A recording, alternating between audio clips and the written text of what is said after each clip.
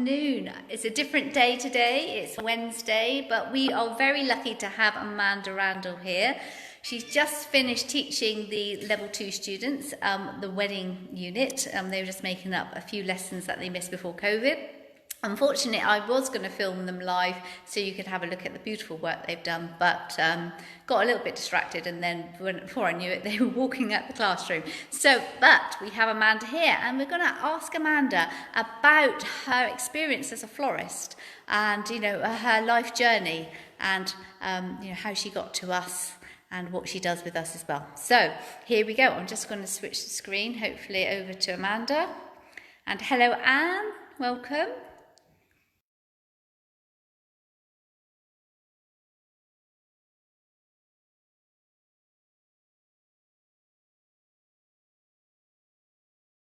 Here we go. Oh no, back to him again. That's no good.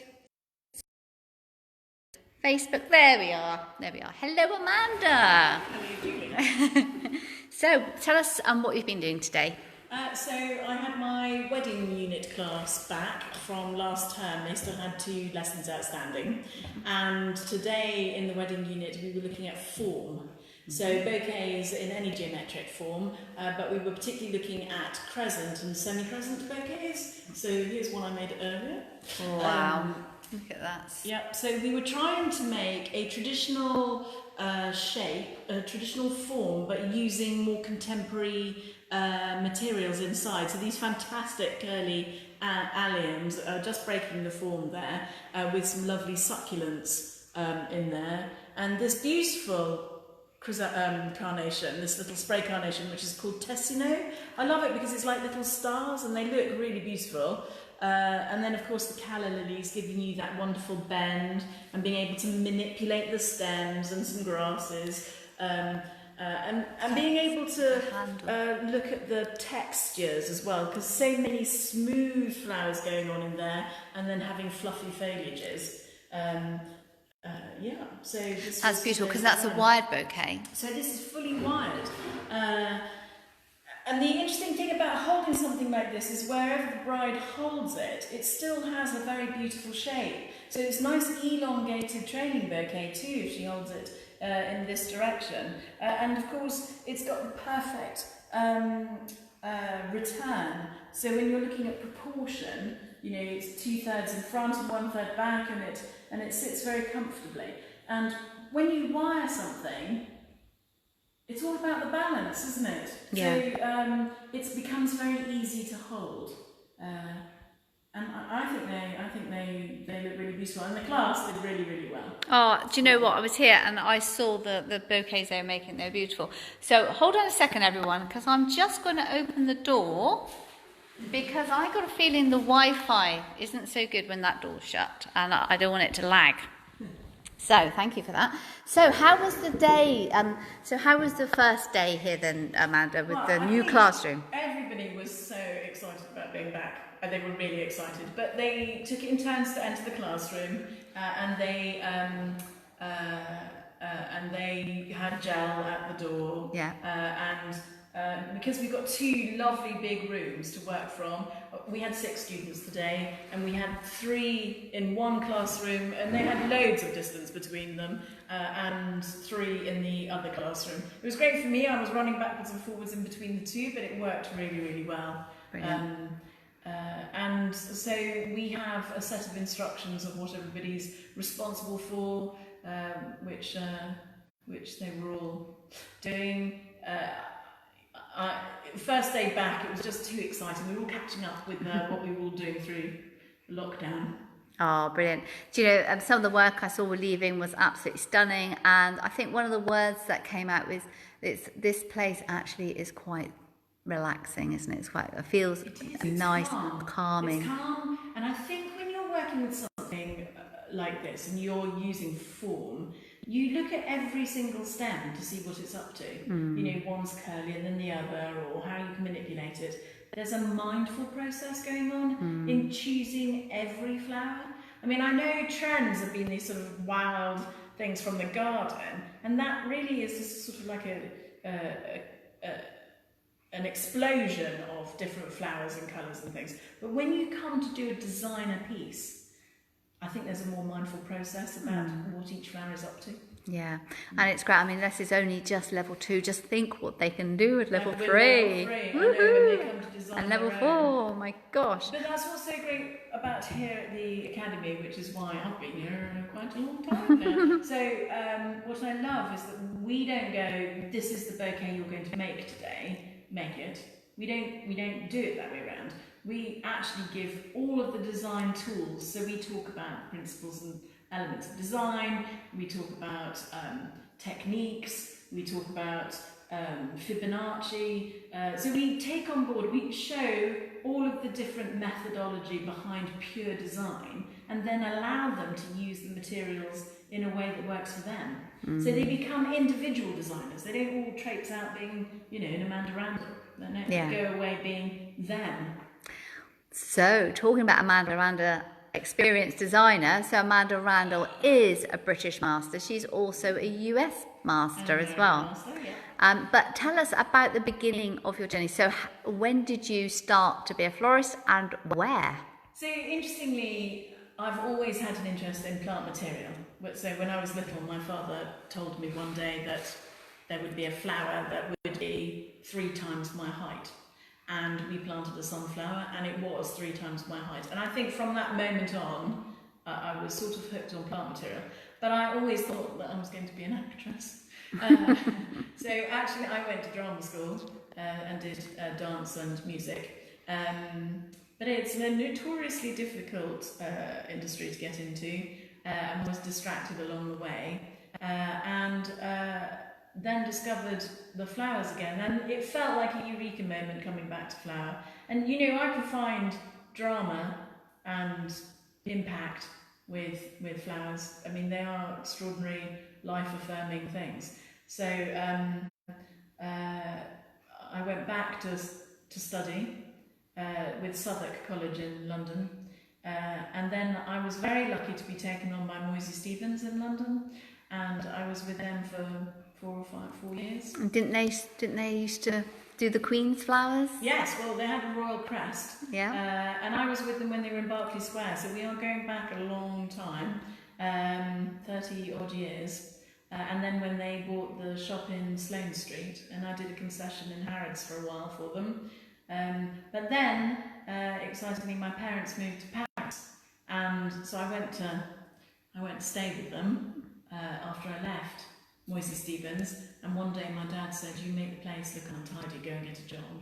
And my mother said, "Oh, there's queuing for Disney at the Musée d'Orsay." So I went and queued to see if I could get into Disney, and I started work the very next day. And I stayed with Disney for 6 years and did huge designs, 15-foot, 20-foot, 30-foot designs with the Imagineers. But we were building, hippopotami, and filling those with flowers and things. It was very exciting, very exciting. And I used to buy the flowers at Rungis, which in Paris is huge. I mean, it's about 6 times the size of Covent Garden, just an amazing place. And then came home and opened my own flower shop for a bit. So you're a really successful businesswoman. I think you've had amazing successful businesses. So tell us a little bit about your shop. I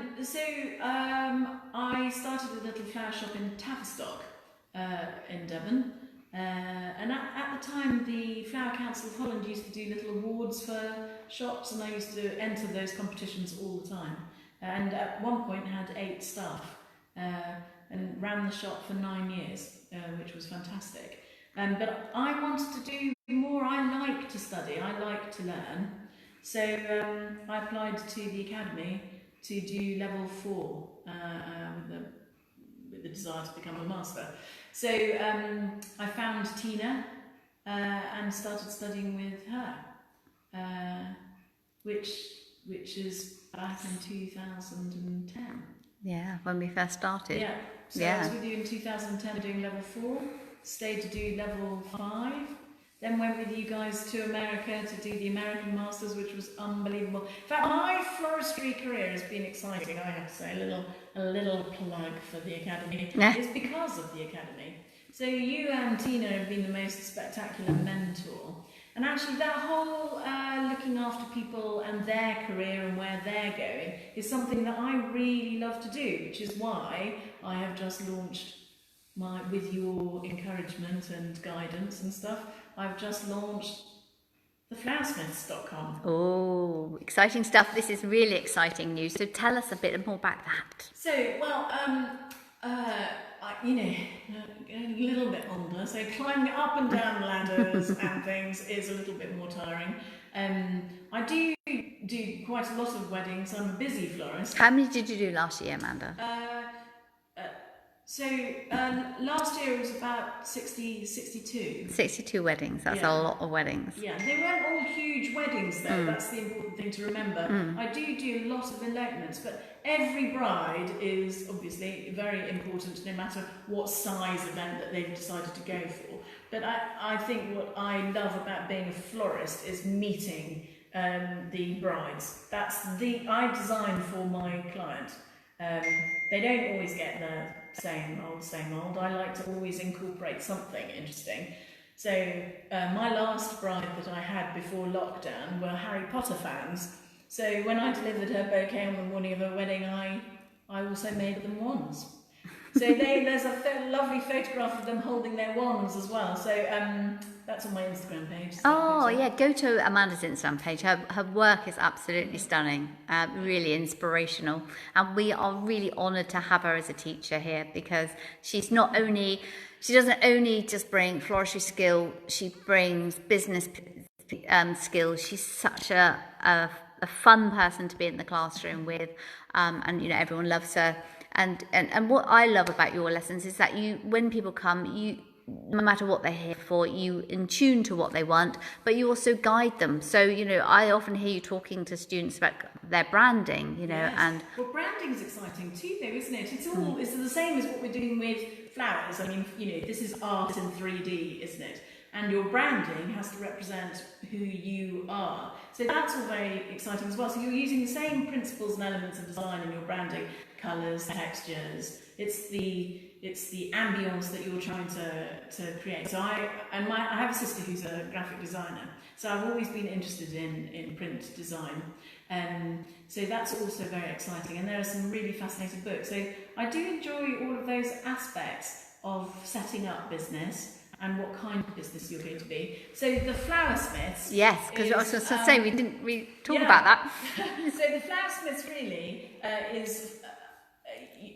when they say behind every great person there's someone else pushing you along or your mentor. So I wanted to be a guide or a mentor in a confidential way. So if a florist felt that they needed more work, I could potentially help them find that work by exploring their area, understanding the way they do their business, being able to actually hand over brides' visions, was to really just bloom in their own way, in a way that they would like to be. So if you needed to pick up a phone and talk to somebody and say, actually, I'm not sure which direction I should go down with this, or this is a bit complicated and I feel uncomfortable with that, or just to have someone on the end of a phone to just be their rah-rah girl, but also to give one-to-ones or just as a backup and support. I really think this business idea that Amanda's launching, this Flowersmith, is going to work so beautifully with our students. It gives you, once you finish qualifying, quite often you need a hand to hold to take you through that first year.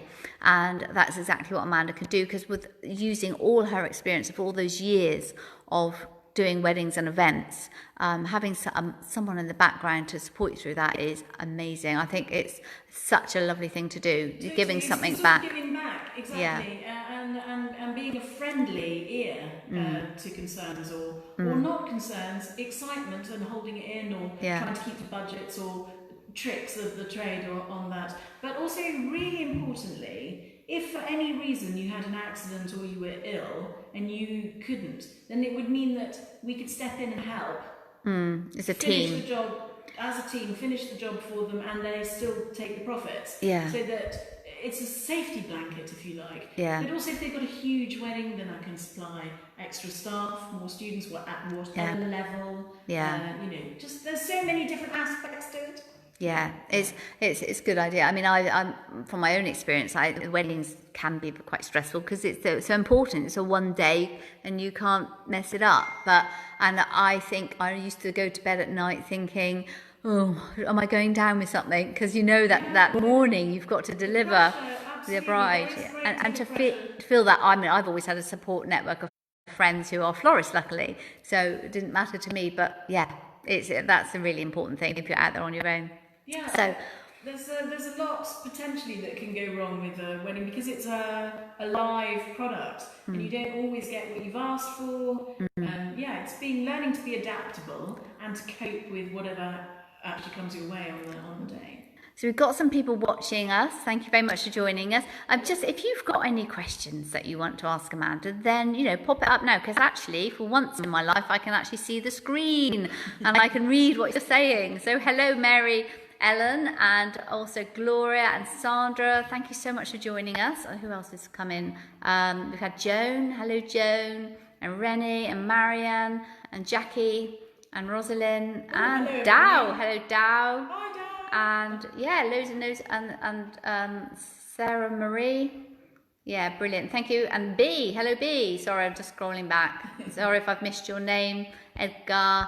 Thank you. Yeah, so thank you for tuning in. So yes, I can't think of another question. So Amanda, what do you teach at the academy? So currently I teach the level 2s, so all of the units, hand ties, arrangements, weddings and funeral work. And this week I've got, on Wednesdays at the moment, we're just finishing the last 2 lessons before lockdown. We're catching up on the last 2 for Wednesdays. And it was the wedding unit that I was teaching, and then this weekend I'm teaching all weekend the hand ties for their catch up. They've got 2 weekends left. Yeah. So it's great to see everybody. It's wonderful to sort of share things that we've all been going through. It's just so nice to be with like-minded people, that opportunity to sit down and play, explore the whole, the creativity of flowers. Yeah. I just had a note here. Christine Grinling, what on earth are you doing in Arizona? Oh. And hello, and thank you for joining us. So that was really lovely. I think it was nice to get to know you. Is there anything else you want to say that I've forgotten to ask you, Amanda? I've been at the Academy since 2010. Yeah. And I've been on your Tutor, I've been teaching with you since 2012. So I've been with you 8 years. And I've loved every minute of it. But we also, Julie, we've written a new course, which we're starting in September. Yes. So Flowers for the Home. Yeah. Which you'll be teaching? Sorry? Which you're teaching? Yes, which I'm teaching, which I'm very excited about. So what we're going to be teaching is how to create beautiful designs with flowers from your garden. And it's a little bit of a melange of the recreational classes, but with professional underpinning. Yeah. So we will take interesting designs and explore pure design, but with garden flowers, which will be very exciting. It will. It's just there's another little a new course in the mix, just for really people who want to do something with flowers, but maybe don't want to go down the professional route. Perfect for you. Yeah. Thank you, Catherine, for saying hello to everybody. She's on the other end there. Sorry, what was you going to say? Well, I was just going to say, so for, not necessarily for people who want to be professional florists, but also it's great for professional florists too, to actually increase their repertoire. Yes, exactly. Especially if you haven't had training for a long time. You just want a little dip in. Yeah. Perfect. So I think that's it for us. I'm just going to switch the screen so that we're both in it. There you go. We really were in the same room. We were in the same room. We were 2 meters apart. So hopefully you heard Amanda okay, because she was a bit further away. Bit of an echo in this room. We need to get some pictures up. So, thank you for joining us. No, it's my pleasure. Yeah, it's a lovely, lovely interview. Thank you very much. And next week I'm going to come back to the Academy on Wednesday and film the students, which I was supposed to be doing today, but time went by and didn't get a chance. So Thank you so much for joining us, and if you haven't watched it live, thank you very much. And you know, and if you've got any questions, just put them up, and we'll keep an eye open. Okay, see you soon. Bye.